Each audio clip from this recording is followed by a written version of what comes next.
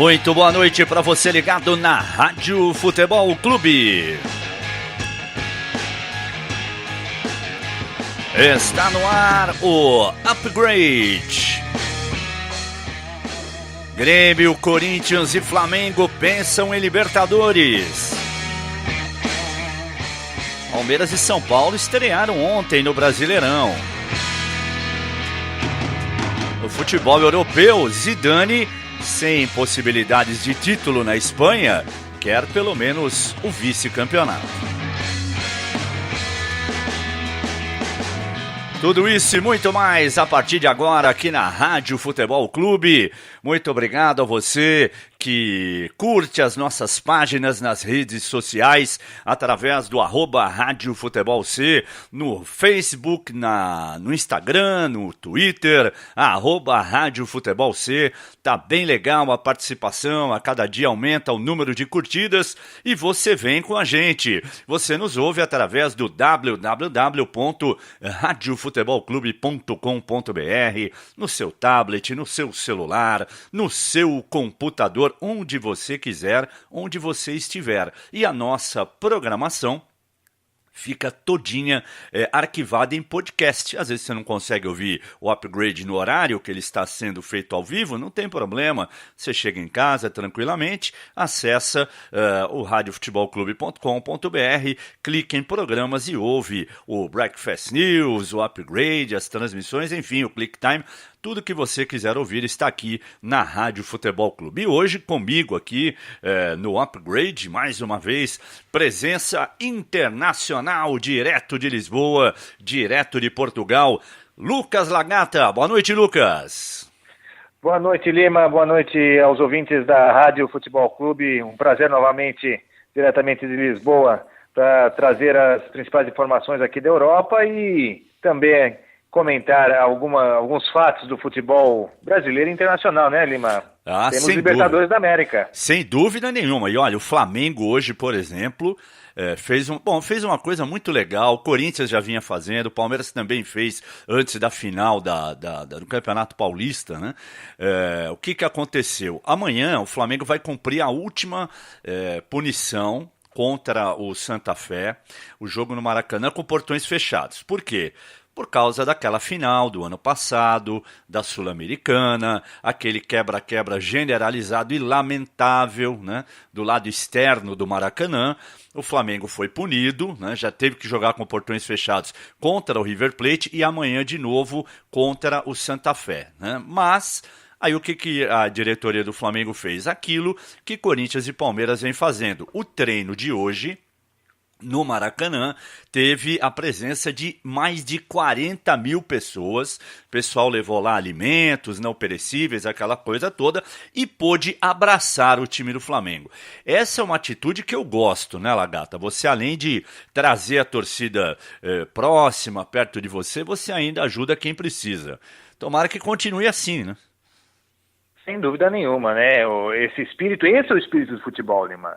É isso que tem que ser renovado e que as equipes e os clubes, as diretorias dos clubes se empenhem em ações como esta, de doação de alimentos. Veja só, 45 mil torcedores foram porque não vão poder assistir. Tem que dar valor ao futebol.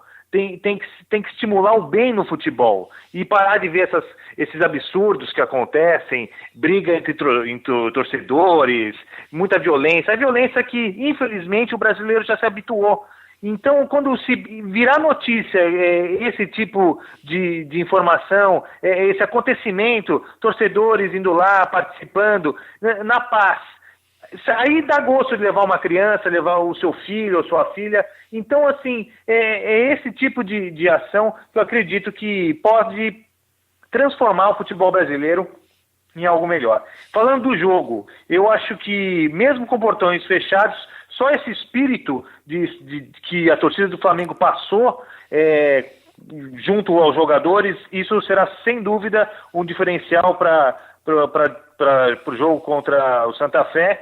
E o Flamengo vencendo ainda convence ainda mais, porque no Campeonato Carioca deixou um pouquinho a desejar. Só uma informação, deixa eu corrigir aqui, eu cometi um erro. Na realidade, não foram alimentos, não. A torcida do Flamengo teve que pagar R$ 5, né, para assistir o treino, então não foram alimentos, foram ingressos mesmo.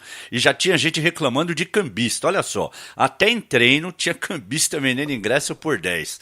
Eita, mas aí não tem jeito, né? Os caras se aproveitam de todas as situações. Foram 49, quase 50 mil ingressos colocados à venda, todos foram vendidos, mas o público divulgado foi de 46 mil, né? 45.977. Então eu vou ter que corrigir ainda. Que pena que não foram alimentos, né? Então fica o recado aí para as diretorias, para os presidentes dos clubes, porque, ok, cobrar cinco reais é um preço justo, mas podia ser uma filantropia no futebol, não ia fazer mal a ninguém. Tanto dinheiro que passa na mão de tanta gente pelo mundo do futebol e depois querem cobrar dos políticos aquilo que não fazem. Então, Lima, se foram R$ 5, é um preço justo por torcedor, o Flamengo se sente acolhido na mesma, mas a filantropia, a benevolência aí ficou um pouquinho a desejar. Vamos ver se da próxima vez isso acontece. Eu te induzi ao erro, viu, Lucas? A culpa não foi sua, não. Eu que dei a informação errada. Não tem problema, mas fica um recado, né, Lima? Não é um recado para o futebol. O futebol precisava mais de iniciativas boas que pudessem colocar a família para dentro dos estádios e transformar, não só na Copa do Mundo, comprar álbum de figurinha, dar para o filho aquilo é o futebol, aquilo também é o futebol, mas o futebol é todo fim de semana, é acompanhar pelo rádio, que o avô acompanhava, o pai acompanha, ou vai, porque isso é importante, e é isso que tem que se valorizar.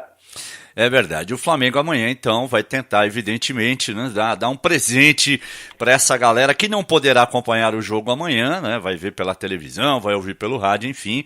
Mas hoje abraçou o time no Maracanã, mas precisa ganhar, senão todo esse apoio aí pode virar protesto depois, né? E o Flamengo, jogando em casa, evidentemente, tem tudo para ganhar do Independiente Santa Fé e fazer uma boa partida pela Libertadores. Quem joga hoje é o Grêmio, né? O Grêmio tem um jogo difícil hoje, em Assunção contra o Cerro Porteño.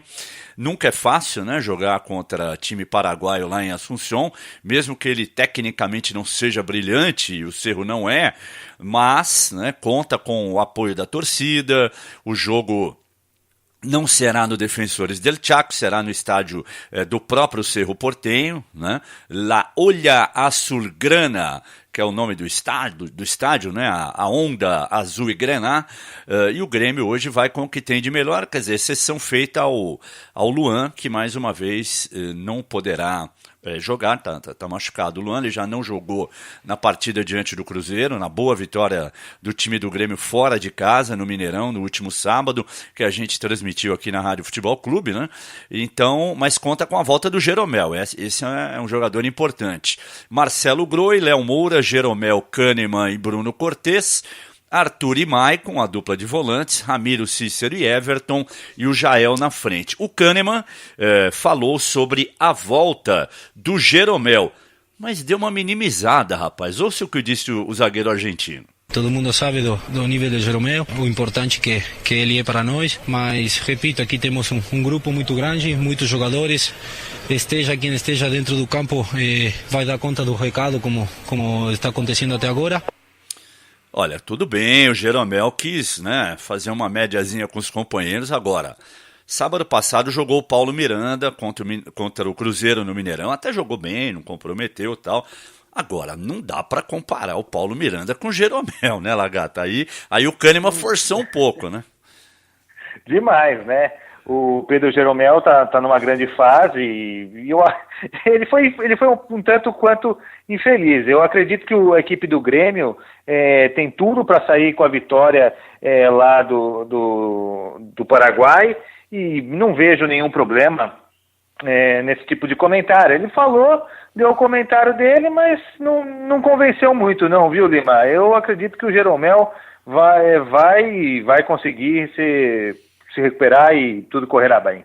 Sem dúvida nenhuma. Agora o Kahneman deu aquela do politicamente correto, né? Igual do Jeromel, mas qualquer um que jogar do meu lado, tá tudo certo. Mas não é bem assim, né? Nem todo mundo que tá do teu lado você pode confiar. Você tem que confiar com quem tá do seu lado, senão as coisas não vão pra frente, imagina. É verdade. Bom, e amanhã tem o Corinthians, né? Jogando pela Libertadores, né?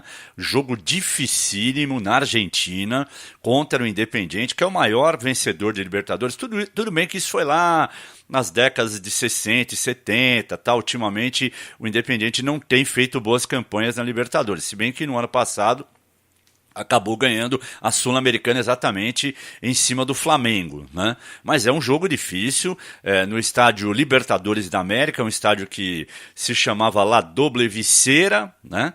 Porque ele tinha uma arquibancada em cima da outra, né? Então era a viseira dupla e tal. Aí eles reformaram e passou a se chamar Libertadores da América por causa das conquistas do Independente, que, a exemplo do Grêmio aqui no Brasil, é chamado de Rei de Copas, né? Lá na Argentina. O cara, ele confirmou a volta do Jadson, o Henrique ainda é dúvida, ele teve uma queda no jogo de domingo contra o Fluminense, ele subiu para tentar cabecear uma bola, aí ele acabou se escorando no corpo do jogador do Fluminense, caiu, bateu a cabeça, foi até um momento de susto, de apreensão, né? Ele viajou com a delegação, mas ainda é dúvida. Cássio no gol, Fagner, Balbuena, Henrique ou Pedro Henrique, Sid Clay, Ralf e Maicon. O Ralf ganhou mesmo a posição do Gabriel. Romero, Jadson, Rodriguinho e Cleison. E o Fagner deu uma rápida declaração sobre se esse jogo é o mais complicado para o Corinthians nessa fase de grupos, né?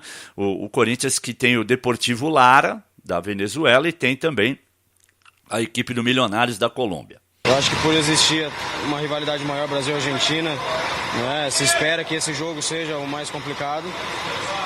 Mas como eu falei, acho que todos os jogos de Libertadores são complicados, né, então você tem que estar muito atento, muito ligado, né, para não ser surpreendido. Bom, eu vou repetir sobre a declaração do Fagner o que eu falei do Kahneman, né? Menos, né, Fagner? Não adianta você querer comparar Corinthians Independiente com o Milionários da Colômbia e nem com o glorioso Deportivo Lara da Venezuela, né, Lagata?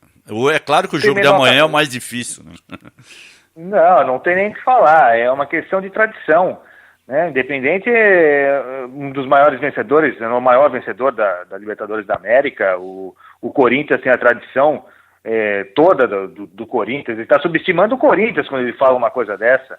Eu acredito que o Corinthians e o Independente eu afirmo que é o principal confronto da fase de classificação, não só do Corinthians, mas de toda a primeira fase. Palmeiras e Boca Juniors também, mas o Corinthians e Independente tem muita rivalidade Brasil e Argentina envolvida, o Corinthians buscando a vitória e tudo isso dentro do esquema tático do Carrilli, né? Vamos ver aí qual que vai ser o desempenho do Corinthians. Eu acredito que ele colocou o time ofensivamente cauteloso, mas o Jadson e Rodriguinho podem surpreender ali na frente, e o Cássio é segurança. O Cássio deu segurança para o Corinthians depois do Campeonato Paulista, e um time seguro na defesa sempre pode surpreender, né? No ataque, fica mais fácil jogar no ataque quando a defesa, você confia no seu goleiro e na sua defesa. Olha, e o André Sanches, hoje teve a pseudo-eleição na CBF, né? A CBF, sim, que continua sendo comandada pelo Marco Polo Del Nero, né? Embora ele esteja afastado, mas a gente sabe que é ele que continua mandando, né? Então, hoje o candidato dele, o Caboclo, se elegeu, tal, e o Andrés diz que não vota, né, não votou no Caboclo, porque ele não gosta do Marco Polo, tudo que vier do Marco Polo não terá o apoio do Andrés. E aí, no meio da coletiva, ele disparou contra o Flamengo.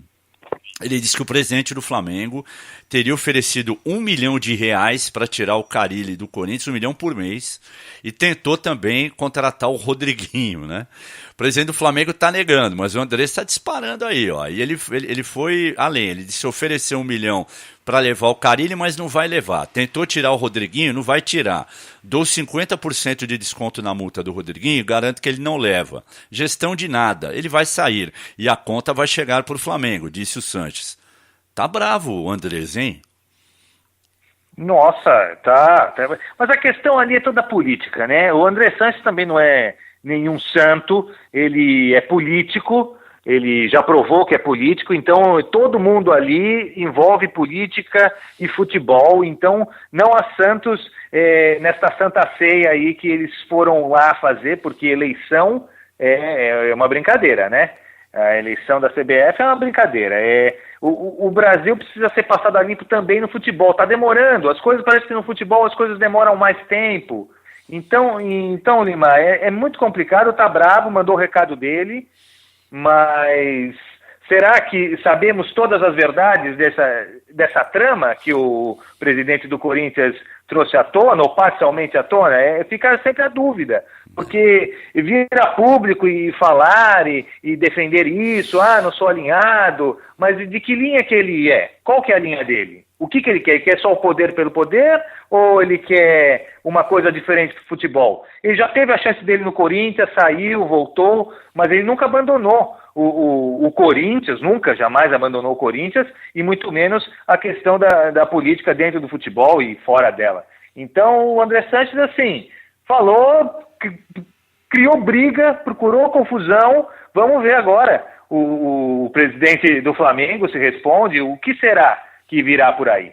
E o Andrés disse também que por não ter apoiado o Rogério Caboclo, né, por não terem apoiado o Rogério Caboclo, Corinthians, Flamengo e Atlético Paranaense terão problemas. Vamos ver o que vai acontecer aí na coincidência ou não, o Flamengo foi prejudicado sábado pela arbitragem em Salvador, né? O juiz deu um pênalti ridículo, a bola bateu no rosto do Everton Ribeiro, ele além de dar pênalti ainda expulsou o Everton Ribeiro. Então, sei lá, vamos aguardar. E o Carille brincou até, falou, 1 milhão por mês? Opa, eu pego a minha mala agora, pego a Dutra e vou embora, né? Vamos aguardar agora, que o Flamengo está querendo um técnico, isso aí todo mundo sabe. Tentou Renato Gaúcho, não deu, né? E agora está tentando, dizem, o Carille, né? Vamos aguardar. Se falar em técnico hoje, Lagato, uma notícia muito triste, né? Eu não sei se você se lembra dele, mas o Cilinho, né, que montou aquele time dos menudos no Morumbi, no São Paulo, treinou Santos, Corinthians também. Ele teve um AVC, está internado lá em Campinas, em estado grave, mas estável, né? Vamos torcer para que o Otacílio Pires de Camargo se recupere. Foi um dos maiores técnicos do Brasil, um dos maiores estrategistas que o nosso futebol teve, né? Está com 79 anos, o Cilinho, e tomara que ele saia dessa. Você lembra dele ou não, Lagata?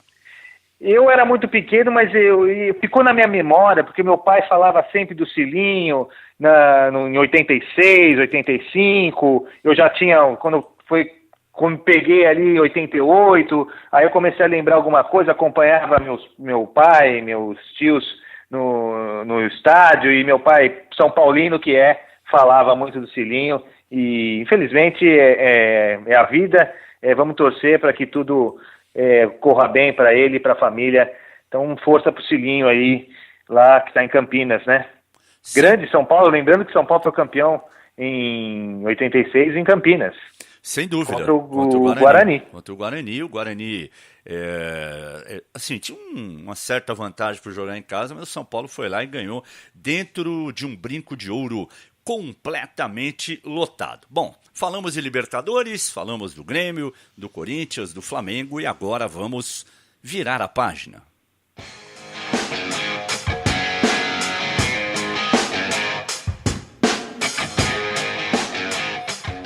Ontem, pelo Campeonato Brasileiro, o Palmeiras e o São Paulo fizeram as suas respectivas estreias, né? Dos paulistas, o único que não venceu foi o Palmeiras. Empatou com o Botafogo 1-1 no Rio, mas também foi o único que jogou fora, né? O Santos jogou no Pacaembu com o Ceará, fez 2-0. O Corinthians ganhou em Itaquera do Fluminense 2-1. E o São Paulo ganhou ontem no Morumbi 1-0 do Paraná. Foi um jogo duro no segundo tempo, o Paraná saiu para o jogo, tal, teve muita posse de bola, mas também pouco finalizou, né? Não chegou a assustar o São Paulo, mas o próprio Aguirre reconheceu que o São Paulo não jogou bem. Só que ele poupou jogadores ontem, né? Arboleda, Lisiero, Petros, Trellis não jogaram, né? E um fato que chamou a atenção, Lagata, foi o garoto Brenner, né? Ele não estava bem, acabou sendo substituído e chorou, rapaz. Ele foi por banco de reservas e chorou, ficou triste e tal, porque ele não estava jogando bem. E depois do jogo ele disse o porquê de tanto choro. Sentimento de tristeza, não soube aproveitar bem a oportunidade, queria dar mais para ajudar sempre o São Paulo. Não tive uma noite muito iluminada, fiquei triste com isso, mas é o motivo de eu querer ajudar. Sei que eu me cobro bastante, então estava triste por isso. Aconteceu comigo hoje, eu não estava numa noite boa, como eu falei, saí chateado, não tive um ótimo desempenho, fiquei feliz com a vitória, mas eu estava chorando porque eu me cobro muito e não achei que eu não rendi o que eu esperava. É disso que o São Paulo está precisando, né, Lagata? De jogadores que sintam o peso da camisa, que queiram mais do que tudo honrar essa camisa do São Paulo, um time tricampeão da América, tricampeão do mundo, 6 vezes campeão brasileiro. Quer dizer, o São Paulo, de uns tempos para cá, tem tido jogadores, aqueles caras que não estão nem aí. Ah, se ganhar, ganhou, se não ganhar, tanto faz. Eu acho que é isso, ele é um menino ainda, quer dizer, então quando ele chora ao deixar o gramado, e fala que ele não estava jogando bem e tal, é porque ele tem amor ao clube e à camisa que veste. Acho que está faltando isso, principalmente no time do São Paulo. Você não acha não, Lagato? Sem dúvida, Lima. São lágrimas de comprometimento. Ele está tão comprometido com o São Paulo e com o futebol que ao ser substituído, ao sentir que não está jogando bem, que não está no bom momento, e com 18 anos, o que não passa na cabeça dele? Ele tem que provar a todo momento que ele entra em campo que ele merece estar ali, porque a cobrança é muito grande. Mas o que ele mostra é que ele tem, e ele tem a capacidade, e ele é para jogador de São Paulo, mais do que nunca. As lágrimas dele só tem que serem vistas como algo benéfico. Nada de que é covarde, nada disso, muito pelo contrário. Ele quer jogar melhor e ele vai jogar melhor, porque agora tem que ter um acompanhamento psicológico também com ele, porque muitas vezes o jogador de futebol é colocado em situações de extrema pressão e eles não estão preparados. Eles estão preparados para jogar bola. E quando esses jovens chegam na equipe principal, profissional, a pressão triplica. Eles nunca viveram aquilo. Então, assim, muitas vezes são de famílias humildes, com pouco acesso a outras situações mais desenvolvidas do universo humano e chegam numa situação que são colocados dentro de um espectro muito maior daquilo que eles estão, de certa forma, acostumados, e precisa ter um acompanhamento profissional, psicológico, mas assim, de qualquer maneira, ele prova que o São Paulo, depois da vitória, ainda assim, lágrimas, ele podia estar ali dando de ombros e falando, não, o São Paulo venceu e é isso aí, eu joguei, se colocava atrás da vitória para não demonstrar que realmente não fez uma boa partida, não conseguiu desempenhar o melhor futebol. Eu acho que ele tem que ser aplaudido pelo choro. Aí não chora, menino, mas vamos lá. Pode chorar também, porque homem chora, não faz parte do esporte e tem que ser visto com outros olhos. Eu gostei da sua frase, foi um choro de comprometimento, foi isso aí mesmo que aconteceu. O São Paulo está só esperando a rescisão do Everton com o Flamengo, já tem exames médicos agendados, muito boa contratação, bom jogador, né? 15 milhões o São Paulo pagou e estava precisando de um cara como Everton, hein? Eu acho que o São Paulo acertou na mosca. Tem gente falando, é caro tal, mas não adianta, esse é o mercado. Se você quiser ter time bom, você tem que gastar dinheiro. Essa história de bom e barato, às vezes dá certo, mas na maioria das vezes não dá, né, Lucas? Não dá, né? Não é à toa que o Barcelona e o Real Madrid são as potências que são, o Paris Saint-Germain. Olha, aqui, quando começa com muito dinheiro envolvido, aí você consegue nivelar. Agora, bom e barato, muito barato, aos padrões brasileiros, o barato no Brasil sempre, ou quase sempre, sai muito caro. Ah, sem dúvida nenhuma, concordo com você. Então, já falamos do futebol nacional, do futebol brasileiro, e agora vamos virar a chave, virar a página.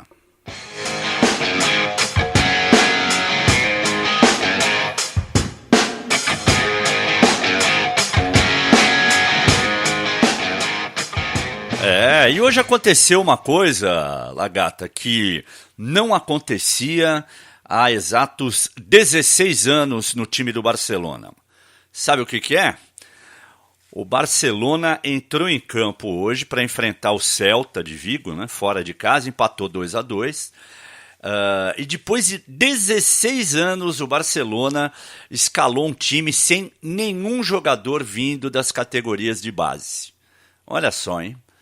Depois de 16 anos, porque sempre o Barcelona tem um canterano, né? Porque lá eles chamam de canteiras, né? Na Espanha, jogador formado em La Masia, que é onde a base do Barcelona é formada, né? E hoje nenhum canterano entrou em campo. E o time não ganhou, Lagata, 2-2.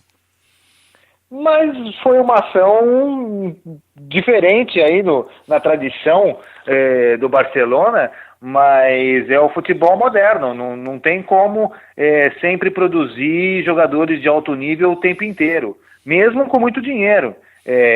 Não vejo isso com maus olhos. O futebol tem que valorizar as peças da casa, mas se as peças da casa não estão em nível condizente com o futebol do Barcelona, então tem que esperar mais um pouco, porque isso é cíclico e não é um fato interessante. A torcida do Barcelona tem que se orgulhar desses anos todos que produziram os canteranos, vestiram a camisa azul-grená do Barcelona, mas de qualquer maneira é um fato que só tem que ser registrado e não levado em consideração, porque não precisa nem dizer a capacidade de produção da equipe das bases do Barcelona. Então, assim, desde pequenos, muitos vídeos aparecem aqui, são divulgados nas redes sociais aqui pela Europa, de jogo de meninos, de filhos de funcionários, ou até garotos de 8, 9 anos jogando o fino da bola,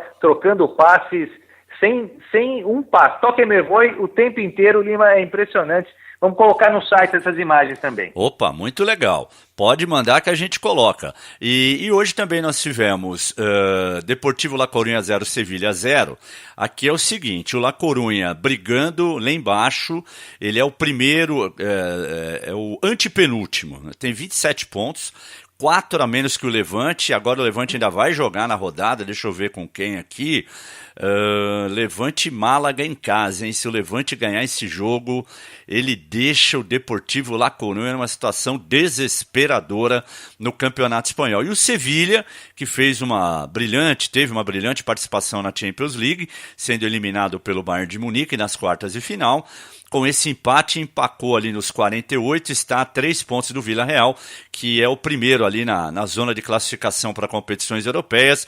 O Villarreal tem 51 pontos, estaria nas fases preliminares, né, na segunda pré-eliminatória da Liga Europa, enquanto que o Betis, que é o quinto colocado com 52, mas tem um jogo a menos que o Villarreal, estaria já direto na fase de grupos, né? O Villarreal ganhou do Leganés hoje por 2-1 e por isso deu essa encostada no Real Betis. E o Zidane, na coletiva hoje com a imprensa lá em Madrid, ele disse o seguinte: olha, eu quero ser vice-campeão. Né? Muita gente achando que, já que não porque você ser segundo ou quarto, você vai para a Champions do mesmo jeito, na Espanha.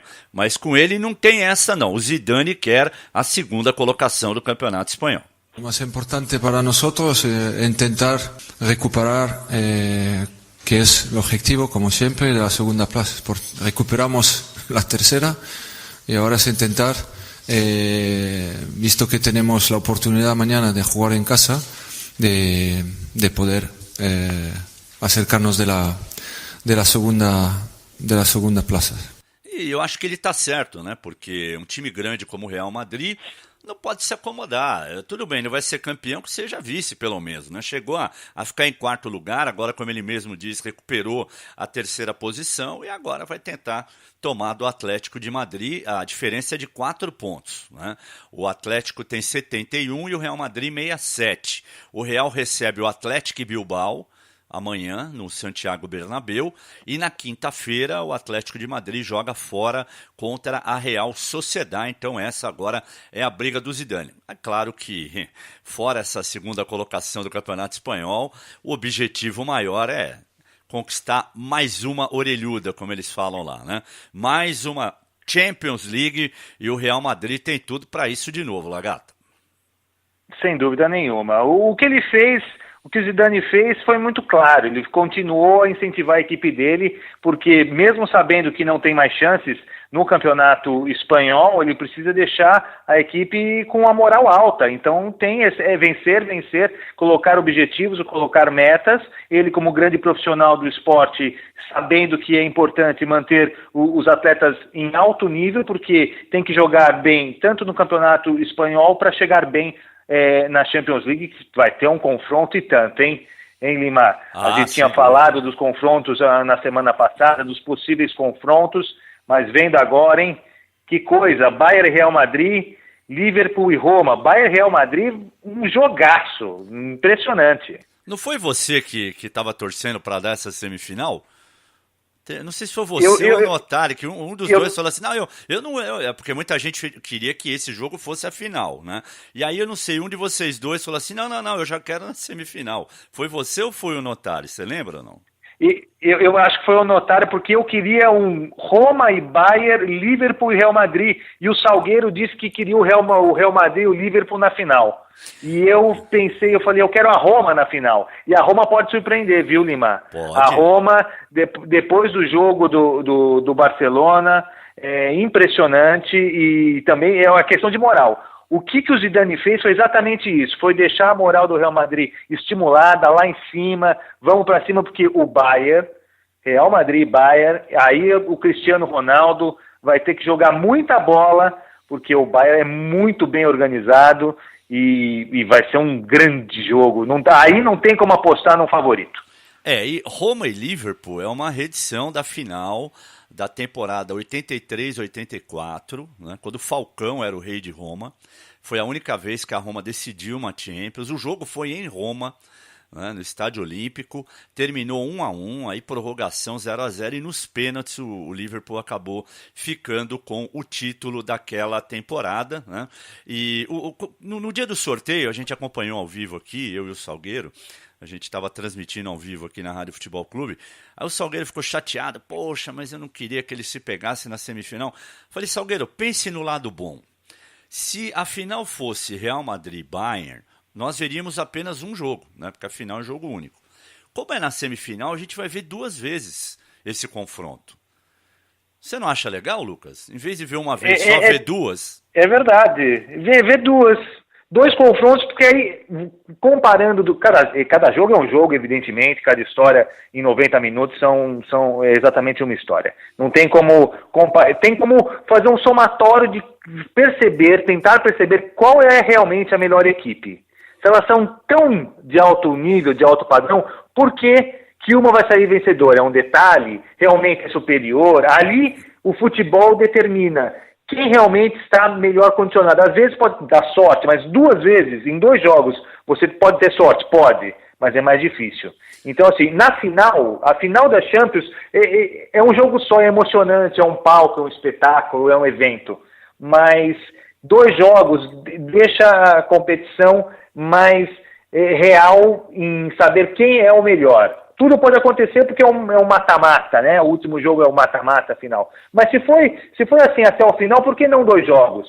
Mas se é um jogo só, aqui tendo 2 jogos, valoriza. Eu acho que valoriza. Você atrai mais espectadores, uma áurea muito maior em torno do futebol. Imagina, a Champions League em 2 mãos, uma em cada estádio. Imagina a festa que não faria o Bayern, o Real, os italianos. Imagina se os italianos recebessem uma mão, né, como você gosta. Aqui em Portugal a gente fala mão. A primeira partida de uma final de Champions League, depois de tantos anos, 35 anos. Eu sou de 83, foi o ano que eu nasci. Então, Lima, tinha que pensar se vale a pena um jogo só. Não sei. Eu sou adepto dos 2 jogos já, porque o campeonato todo foi em 2 jogos. As oitavas, as quartas, as semis, e aí chega na final um jogo só. Se for uma Copa do Mundo, que é uma partida e segue, são 7 jogos, é uma coisa. Mas assim, você faz 2, um em casa, um fora, um em casa, um fora. Acho que a final tinha que ser um em casa e um fora. Eu também acho, e agora estão tentando trazer isso aqui para Libertadores também. Então, com essa história aí de jogo único na final, tal, eu acho que não tem nada a ver uma coisa com a outra, porque Champions League é outro universo, é outro mundo. qualquer que seja o time que chegue na final, muito provavelmente vai ser time grande, né, como agora, né? Agora aqui não. Recentemente a gente teve uma final Atlético Nacional de Medellín da Colômbia e Independente Del Valle do Equador. Imagina um jogo desse, por exemplo, em Porto Alegre, vai. Na Arena do Grêmio não foi... ou no Maracanã. Não faz sentido, Lima, não faz o menor sentido. A geografia europeia, ela possibilita o trânsito rápido e barato das pessoas. O continente sul-americano é uma coisa enorme. Alguém de Caracas chegar para jogar em Porto Alegre, ou na Argentina, em Mar del Plata, ou, você entende, Bogotá, como é que você vai transportar a torcida para lá? Aqui, se for jogo em Lisboa, os alemães pegam um voo, 2 horas e meia e estão aqui. Então, assim, sai de Berlim, Lisboa, 2 horas, 3 horas você chega. Tranquilamente, e os preços são os mais acessíveis. O universo é outro, o que você falou, Lima. O universo europeu é outra atmosfera. Então dá para fazer um jogo na República Tcheca, que os torcedores espanhóis do Real Madrid irão, porque tem condições para isso. O Brasil e a América do Sul, não é só o Brasil, não tem condições de proporcionar essa interação. Como é que você vai trazer um equatoriano, torcedor fiel, de um clube de Quito, por exemplo, para jogar no Rio de Janeiro contra um time argentino? Não tem o menor sentido. Então, assim, o Brasil, a América do Sul tem que pensar como a América do Sul. Não dá para trazer tudo que é de fora e é bom. Não é. Muitas vezes não se adapta. Cada universo é um universo. Então, por isso, eu acho que não devia ser. E aqui na Europa, eu acho que tinha que fazer, mesmo assim, mesmo tem toda essa condição, 2 rodadas, uma em casa e uma fora, e vença o melhor, sem gol, fora valendo mais. Acho que na final não tem que ter nada disso, não tem um agregado, são resultados iguais. E além de tudo, além de avião, tem trem também, né? Dependendo das distâncias aí, o cara pega um trem-bala e vai. Claro. Né? Confortavelmente e tal. É outra conversa, né? Eu acho assim. Outra conversa. Você tem que copiar coisas boas? Tem, mas é o que você falou, dentro da nossa realidade, né? E outra coisa, você não vai ver na Champions League, por mais que a Roma dificilmente chegue numa final, só aconteceu uma vez, mas é a Roma. Né? É um time de tradição, um time de camisa pesada. O Liverpool já foi campeão da Champions League. Real Madrid e Bayern não precisa nem falar. Então, qualquer que seja a final, serão 2 times de peso ali. Você não vai ver um time médio ou meia boca da Europa chegar na final da Champions League, não vai. Aí não vai acontecer isso, porque a diferença dos grandões para os pequenos é muito grande, né? Aqui na América do Sul, não é. Vamos dar um exemplo. O Palmeiras tem um baita de um orçamento, o Flamengo também. O Palmeiras hoje tem o melhor elenco do Brasil. Mas a diferença do Palmeiras, sei lá, pro Nacional do Uruguai, quando a bola rola, acaba não sendo tão grande como o Real Madrid e a Apoel, por exemplo, entendeu? Tudo bem, eu citei o Nacional do Uruguai, deixa eu retirar. O Nacional do Paraguai, eu quis dizer, porque o Nacional do Uruguai é muito grande. Pensei uma coisa, pegar um outro, Guarani do Paraguai, que outro dia eliminou o Corinthians, né? Então, vamos supor, um Guarani do Paraguai chega numa final de Libertadores. Um Nacional do Paraguai já chegou, né? Once Caldas, entendeu? Isso você não vai ver na Europa. Você não vai ver um Apoel da vida chegar. Não vai. Ele vai até ali, sei lá, no máximo. Se der uma sorte, passa das oitavas e vai para as quartas e acabou, morre ali. Então, qualquer que seja a final da Champions League, tem apelo. Né? Aí o cara vale a pena se deslocar. Aqui na América do Sul, não. Porque você vai ter que determinar um local antes da competição começar. E aí você corre esse risco que eu falei aqui. Né? Uma final entre 2 times que não tem tanta camisa assim, num palco enorme, maravilhoso e que não vai ter nenhuma atração. Né? Então é melhor os caras baixarem um pouco a bola, né? Imitar outras coisas que são boas aí na Europa, mas essa de um jogo só para a final da Libertadores eu sou totalmente contra. Bom, e agora, na parte final do programa, eu te deixo à vontade, Lagata, com as informações aí do continente europeu, você que está aí, principalmente o Campeonato Português, que agora está pegando fogo depois dessa vitória do Porto sobre o Benfica, né, no Estádio da Luz, por 1-0, um golzinho no final do jogo e tal. O que você pode dizer para a gente, Lagata? Olha, Lima, Héctor Herrera, o mexicano que vai estar na Copa, marcou o gol aos 90, aos 45 do segundo tempo, um belo chute, um chute forte no Estádio da Luz contra o Benfica, calou o Estádio da Luz, que estava completamente lotado, mais de 50 mil pessoas no Estádio da Luz, e uma torcida do Porto aqui muito interessante, só 3 mil ingressos foram colocados para a equipe adversária. Aqui tem equipe adversária, torcida adversária, ou melhor, no estádio, mas muito reduzida no anel, no último anel, num canto diagonal, muito escondidinho ali, mas a torcida do Porto comemorou, porque esse resultado colocou o Porto na liderança, faltando apenas 4 rodadas para o fim do campeonato, e a 2 pontos do Benfica, e só depende dos Dragões, lá do norte de Portugal, para serem os campeões nacionais aqui da terrinha. E por conta disso, o Benfica ainda acredita, mas vai ter um jogo dificílimo contra o Sporting, o clássico, o derby aqui de Lisboa. Então, e precisam vencer e torcer por uma derrota do Porto, porque de qualquer maneira, mesmo se o Porto empatar, aqui o que faz a diferença no final não é saldo de gols, número de vitórias, e sim o confronto direto. E o confronto direto entre Porto e Benfica, a primeira partida jogando lá no norte, no Porto, foi 0-0, e aqui na Luz 1-0 para o Porto. Então ainda tem a questão de jogar fora de casa, e tudo isso coloca o Porto agora como favorito ao título, depois de 4 títulos seguidos.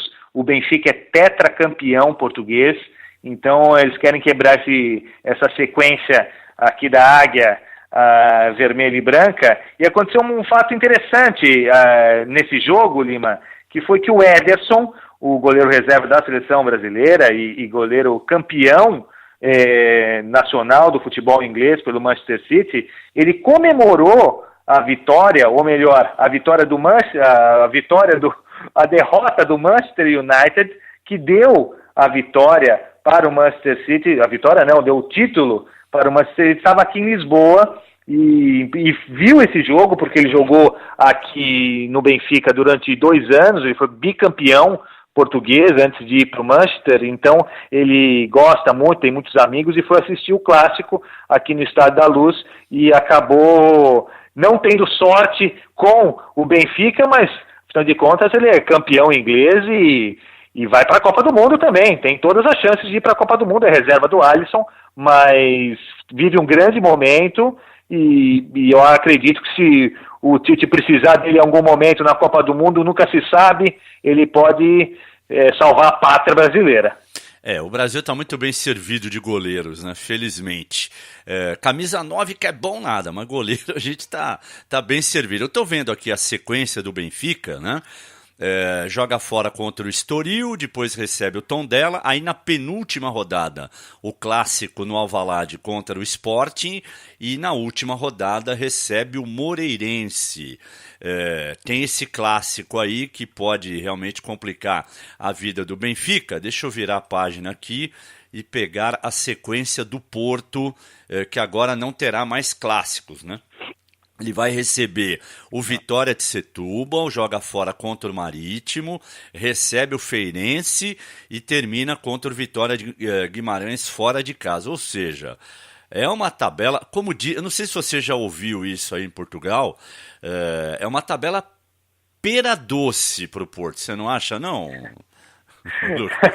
Já ouviu isso? Verdade, uma pera doce. Quando você vai jogar com um time realmente, fácil. A situação para o Porto, como diriam aqui, o Porto agora vai colocar o alto carro lá atrás, ou seja, vai colocar todo mundo na defesa e segurar para não sofrer gols. Se o Porto não sofrer gols e vencer as suas partidas, na verdade, assim, o Porto está muito mais tranquilo, porque o Benfica tem um confronto dificílimo, mas muito difícil. É uma rivalidade cruel entre sportinguistas e benfiquistas. Quando você sai pelas ruas de Lisboa, você não tem... Os portistas são minoria, eles se concentram na cidade do Porto e na região norte de Portugal.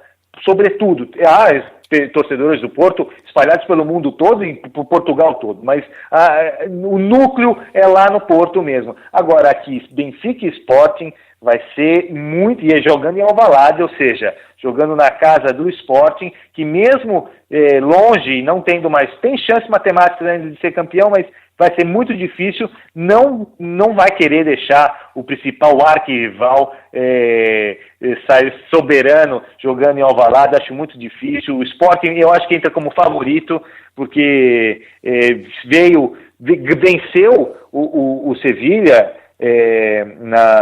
nos jogos, o melhor Valência, nos jogos, e isso, o último jogo, jogando pela o Atlético de Madrid. Europa. O Atlético de Madrid. O Atlético de Madrid. Desculpa, o Atlético de Madrid. E por conta disso, eu acredito, Lima, que o Sporting pode se sobressair em relação ao Benfica. Agora, o Porto está com a mão na taça, né? O Vitória de Guimarães não vai fazer frente na última rodada de jeito nenhum. Você trouxe um detalhe interessante. Em termos de briga por título, imagino que o grande rival do Benfica seja o Porto, mas aquela rivalidade mesmo, né, tipo Corinthians e Palmeiras, Flamengo e Fluminense, é Benfica e Sporting, é isso? É isso mesmo. O Porto, como está fora, está a 330 quilômetros de Lisboa, a rivalidade porque tem um maior número de títulos. O maior campeão português é o Benfica, mas quem sempre fez frente em relação a títulos, a conquistas internacionais, o Porto é bicampeão da Champions League na sua história, então assim, o Sporting nunca foi. O Sporting ele tem uma discreta ação internacional fora de Portugal, mas dentro de Portugal e em Lisboa especificamente é onde se faz frente e é uma torcida muito fiel. Eles são muito fiéis e tem essa rivalidade histórica, porque nasceram muito próximos, nasceram na segunda circular. Imagine a Marginal Tietê, né? O Portuguesa e Corinthians. Imagina se fosse Palmeiras e Corinthians na mesma faixa, assim, a 5 quilômetros um do outro. É mais ou menos o que acontece com o Estádio da Luz, que é a casa do Benfica, e o José Alvalade, que é a casa do Sporting. Então, assim, é numa mesma avenida, numa mesma estrada que se segue os dois estádios, e então, assim, a rivalidade é de muitos e muitos anos.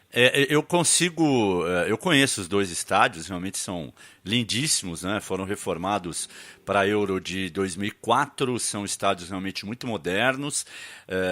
No campo do Benfica, eu assisti um jogo. Eu fui aí em 2010, né? Eu assisti um jogo Benfica e Braga. O Felipe, que foi goleiro do Corinthians, o Flamengo ainda jogava no Braga, lembra? O Felipe, goleiro.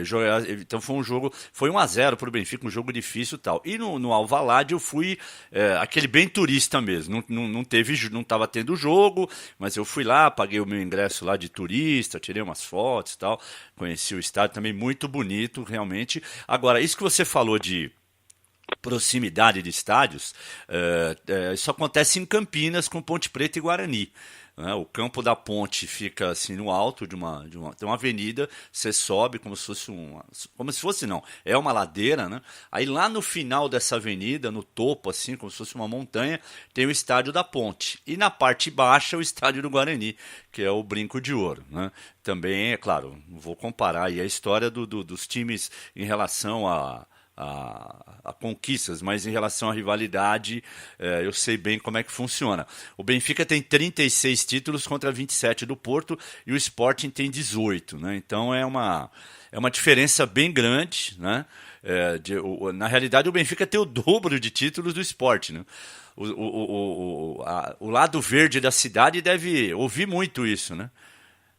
Quando vai discutir, sim, com certeza. Os com o lado vermelho, eles sempre são caçoados, gozados, e que não tem nem conversa com eles. Mas eles são muito orgulhosos da equipe do Sporting. Sabe quem sempre declarou sportinguista? O Zico.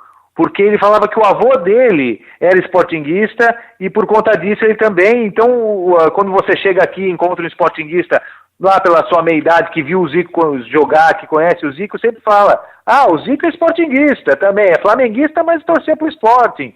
Ou seja, tem orgulho nas cores do clube. Evidentemente, comparando só a questão de títulos, quem faz frente realmente ao Benfica é o Porto, e o Porto, eles são, pela história de Portugal, como é a cidade invicta, o Porto é a cidade invicta, foi a cidade onde os mouros, que invadiram a Península Ibérica, não passaram do Rio Douro.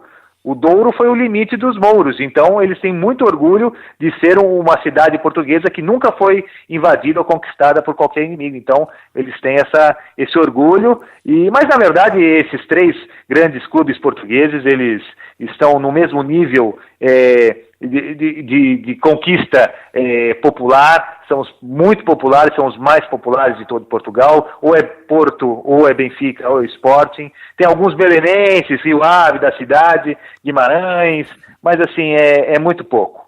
Mas, na verdade, todo mundo torce ou para o Porto, ou para o Benfica, ou para o Sporting, que é uma realidade muito diferente do futebol brasileiro, que tem tantas equipes e tantas tradições.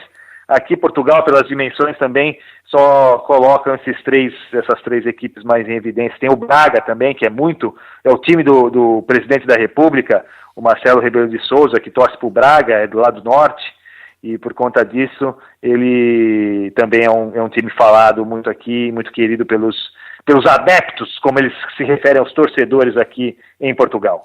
O Braga que tem um vice-campeonato, né? Não chegou a sentir o gosto do título ainda em Portugal. Olha, muito legal mais uma vez a sua participação, Lucas Lagata, espetacular essa história aí da cidade do Porto, é muito legal, sempre que você tiver esse tipo de detalhe, por favor, traga para o nosso amigo que é apaixonado por esportes aqui da Rádio Futebol Clube. Um abraço, Lagata. Um abraço, Carlos Lima, foi mais uma vez um prazer, estamos juntos e vamos convidar a todos os ouvintes da Rádio Futebol Clube a acessar o nosso site e todos os podcasts no ClickTime e aqui também no Upgrade com todas essas informações. Muito obrigado, Lima, um grande abraço a você e aos ouvintes da Rádio Futebol Clube. Este Lucas Lagata, direto de Portugal, direto de Lisboa, a nossa voz na Europa, para você ficar sempre muito bem informado. A qualquer momento tem ClickTime aqui na Rádio Futebol Clube, atualizando as informações esportivas. Amanhã, a partir das 9 da manhã, Breakfast News. E às 6 da tarde, mais uma vez, o Upgrade. Se você não conseguiu ouvir o Upgrade inteiro, na íntegra, não tem problema. Esse programa, como os demais da Rádio Futebol Clube, ele ficará arquivado em podcast para você ouvir quando quiser, onde estiver. É só acessar www.radiofutebolclube.com.br. Você nos ouve pelo tablet, pelo celular ou pelo computador. Rádio Futebol Clube. Somos apaixonados por esportes.